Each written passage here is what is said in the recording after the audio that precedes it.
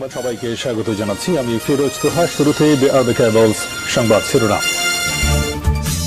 বাংলাদেশের সর্বশেষ গুরুত্বপূর্ণ আপডেট সংবাদে আপনাকে স্বাগত। শুরুতেই সংবাদ শিরোনাম, পরে বিস্তারিত। শুরুতেই জানাবো, উপদেষ্টা পরিষদের বৈঠক শেষে পরিবেশ উপদেষ্টা বললেন 14 দিনে জুলাই অভ্যুত্থানের ঘোষণাপত্র দেয়া সম্ভব। জুলাই আগস্টের গণ অভ্যুত্থানে নেতৃত্ব দেয়া শিক্ষার্থীদের বেঁধে দেওয়া সময়সীমার মধ্যেই জুলাই অভ্যুত্থানের ঘোষণাপত্র দেওয়া সম্ভব বলে মনে করেন পরিবেশ, বন ও জলবায়ু পরিবর্তন বিষয়ক উপদেষ্টা সৈয়দা রিজওয়ানা হাসান। এরপর জানাবো, শুধু শেখ হাসিনা ইস্যুতে আটকে থাকবে না বাংলাদেশ ভারত সম্পর্ক, বললেন পররাষ্ট্র উপদেষ্টা। ভারতে অবস্থানরত সাবেক প্রধানমন্ত্রী শেখ হাসিনাকে দেশে ফেরানো সহ ভারত বাংলাদেশ দ্বিপক্ষীয় সম্পর্ক এগিয়ে নেওয়ার কথা জানিয়েছে অন্তর্বর্তীকালীন সরকারের পররাষ্ট্র উপদেষ্টা মোহাম্মদ তৌহিদ হোসেন। জানাবো, বন্দুকের গুলি বুক পেতে নিয়েছে বলেই ছাত্ররা আজ বিজয়ী। বিএনপির জাতীয় স্থায়ী কমিটির সদস্য সাবেক মন্ত্রী ড আব্দুল মঈন খান বলেছেন, বিগত জুলাই আগস্ট বিপ্লবে ছাত্ররা বিজয়ী হয়েছিল কারণ তারা বন্দুকের গুলিকে ভয় পায় নাই। এবারে জানাবো, আবার চক্রান্ত শুরু, গ্রহণযোগ্য নির্বাচনেই সমাধান, বললেন মির্জা ফখরুল। আবারও বাংলাদেশে চক্রান্তের খেলা শুরু হয়েছে উল্লেখ করে বিএনপির মহাসচিব মির্জা ফখরুল ইসলাম আলমগীর বলেছেন, এই চক্রান্তের ফলে আমাদের ভারপ্রাপ্ত চেয়ারম্যান তারেক রহমানকে এখনো বাহিরে থাকতে হচ্ছে। এবারে জানাবো, দেশের ইতিহাসে সর্বোচ্চ রেমিটেন্সের রেকর্ড। সদ্যবিদায়ী ডিসেম্বর মাসে বাংলাদেশে রেমিটেন্স এসছে 263 কোটি 90 লক্ষ মার্কিন ডলার, যা দেশের ইতিহাসে সর্বোচ্চ। এর আগে 2020 সালে সর্বোচ্চ জুলাই মাসে রেমিটেন্স এসেছিল 259 কোটি 82 লক্ষ মার্কিন ডলার। বুধবার 1 জানুয়ারি বাংলাদেশ ব্যাংকের হালনাগাদ প্রতিবেদন থেকে সব তথ্য জানা গেছে। এবং সর্বশেষ জানাবো, জানুয়ারিতে দফায় দফায় সত্য প্রবাহ। নতুন বছরের শুরুতে দেশের কয়েকটি বিভাগের উপর দিয়ে মাঝারি ধরনের সত্য প্রবাহ বয়ে যেতে পারে। জানুয়ারি মাসে কয়েক দফায় দফায় সত্য প্রবাহের আভাস দিয়েছে আবহাওয়া অধিদপ্তর। প্রিয় দর্শক, এতক্ষণ শুনছিলেন সংবাদ শিরোনাম, এবারে বিস্তারিত। তবে তার আগে বন্ধুরা, অনুরোধ থাকবে সংবাদটিতে একটি লাইক দিন। এই চ্যানেলে আপনি নতুন হয়ে থাকলে আমাদের সংবাদটি দেখতে দেখতে চ্যানেলটি সাবস্ক্রাইব করে রাখুন, যাতে করে বন্ধুরা আমাদের পরবর্তী লেটেস্ট আপডেট সংবাদগুলো সবার আগে আপনার কাছে পৌঁছে যায়। এবারে বিস্তারিত। কমেন্ট করে আপনার মূল্যবান মতামত জানিয়ে দিন আপনি বিশ্বের কোন দেশ থেকে বা বাংলাদেশের কোন স্থান থেকে আমাদের সংবাদটি দেখছেন এবং শুনছেন। উপদেষ্টা পরিষদের বৈঠক শেষে সৈয়দা রিজওয়ানা বললেন, 14 দিনে জুলাই অভ্যুত্থানের ঘোষণাপত্র অসম্ভব নয়। জুলাই আগস্টের গণ অভ্যুত্থানে নেতৃত্ব দেয়া শিক্ষার্থীদের বেঁধে দেওয়া সময়সীমার মধ্যেই জুলাই অভ্যুত্থানের ঘোষণাপত্র দেওয়া অসম্ভব নয় বলে মনে করেন পরিবেশ, বন ও জলবায়ু পরিবর্তন এবং পানি সম্পদ উপদেষ্টা সৈয়দা রিজওয়ানা হাসান। এছাড়াও নতুন বছরে জুলাই আগস্টে গণহত্যার বিচার নিশ্চিত করা, রাজনৈতিক মতানৈক্য গড়ে তুলে প্রস্তাবিত সংস্কার নিশ্চিত করা এবং রোডম্যাপ অনুযায়ী নির্বাচন করা সরকারের এই 3 লক্ষ্যের কথা উল্লেখ করেন তিনি। বুধবার উপদেষ্টা পরিষদের বৈঠক শেষে সচিবালয় নিয়ে মন্ত্রণালয়ের সাংবাদিকদের সঙ্গে আলাপকালে সব কথা বলেন উপদেষ্টা সৈয়দা রিজওয়ানা হাসান। যে কোনো অভ্যুত্থানের পর ঘোষণাপত্র দেওয়া স্বাভাবিক উল্লেখ করে তিনি বলেছেন, সরকার চেয়েছে তাদের মাধ্যমে দেয়া হোক, সেজন্য সকলের সাথে কথা বলার প্রক্রিয়া শুরু হয়েছে। ছাত্ররাও চাচ্ছে সবার মত ঐক্যমত। 14 দিনের মধ্যেই ঘোষণাপত্র দেয়া অসম্ভব নয়।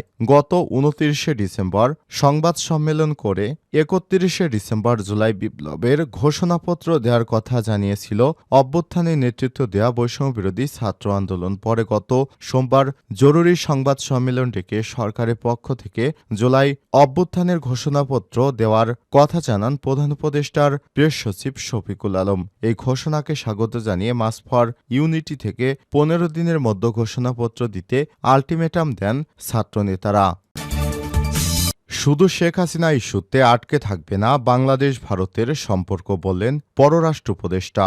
ভারতে অবস্থানরত সাবেক প্রধানমন্ত্রী শেখ হাসিনাকে দেশে ফেরানো সহ ভারত বাংলাদেশ দ্বিপক্ষীয় সম্পর্ক এগিয়ে নেওয়ার কথা জানিয়েছেন অন্তর্বর্তীকালীন সরকারের পররাষ্ট্র উপদেষ্টা মোহাম্মদ তৌহিদ হোসেন। বুধবার 1 জানুয়ারি পররাষ্ট্র মন্ত্রণালয়ের সাংবাদিকদের প্রশ্নের জবাবে তিনি বলেন, দেখুন, আমি মনে করি দুটোই পাশাপাশি চলবে। এটা হলো একটা ইস্যু, আমাদের আরও অনেকগুলো স্বার্থের ইস্যু আছে। আছে দুই পক্ষের, আমরা সেগুলো নিয়েও পাশাপাশি আগাবো। শেখ হাসিনার প্রত্যাবর্তনের বিষয়ে সম্প্রতি দিল্লির বাংলাদেশ হাইকমিশন থেকে ভারতের পররাষ্ট্র মন্ত্রণালয়ে কূটনৈতিক পত্র পাঠানো হয়েছে। বাংলাদেশের পররাষ্ট্র মন্ত্রণালয়ের তথ্য অনুযায়ী এ বিষয়ে ভারতের পক্ষ থেকে চিঠির জবাব পাওয়ার পরই পরবর্তী পদক্ষেপ নেওয়া হবে। শেখ হাসিনাকে ফেরানোর বিষয়টি ভারত বাংলাদেশ সম্পর্কের একটি গুরুত্বপূর্ণ ইস্যু হলেও তা অনন্য কৌশলগত অর্থনৈতিক স্বার্থের সঙ্গে সমন্বয় করে এগিয়ে নেওয়ার প্রতিশ্রুতি দিয়েছে মোহাম্মদ তৌহিদ হোসেন। তার মতে দ্বিপক্ষীয় সম্পর্কের বিভিন্ন গুরুত্বপূর্ণ দিকগুলো আলাদাভাবে গুরুত্ব পাওয়া উচিত। সাবেক প্রধানমন্ত্রী শেখ হাসিনা বর্তমান ভারতে অবস্থান করছেন। তার প্রত্যাবর্তন বাংলাদেশের রাজনৈতিক এবং কূটনৈতিক অঙ্গনে গুরুত্বপূর্ণ আলোচনার বিষয় হয়ে উঠেছে। এই পরিস্থিতি দুই দেশের মধ্যে সম্পর্ক আরও দৃঢ় করার উপর জোর দেওয়া হচ্ছে। বন্দুকের গুলি বুক পেতে নিয়েছে বলেই ছাত্ররাজ বিজয়ী। বিএনপির স্থায়ী কমিটির সদস্য সাবেক মন্ত্রী ড আব্দুল মঈন খান বলেছেন, বিগত জুলাই আগস্ট বিপ্লবে ছাত্ররা বিজয়ী হয়েছিল কারণ তারা বন্দুকের গুলিকে ভয় পায় নাই। ছাত্ররা পিছুটান হয়নি বলে বুক ফুলিয়ে গুলি নিয়েছে বলেই স্বৈরশাসক দেশ ছেড়ে পালিয়ে যেতে বাধ্য হয়েছে। বুধবার বিকেলে নরসিংদীর পলাশ উপজেলায় ছাত্রদলের প্রতিষ্ঠা বার্ষিকী উপলক্ষে প্রধান অতিথির বক্তৃতায় তিনি এসব কথা বলেছেন। ড আব্দুল মঈন খান বলেন, ১৯৭১ সালে ছাত্রদের নেতৃত্বে সারা বাংলাদেশে যে গণ আন্দোলন হয়েছিল সেই আন্দোলনে বিএনপি বিজয়ী হয়েছিল।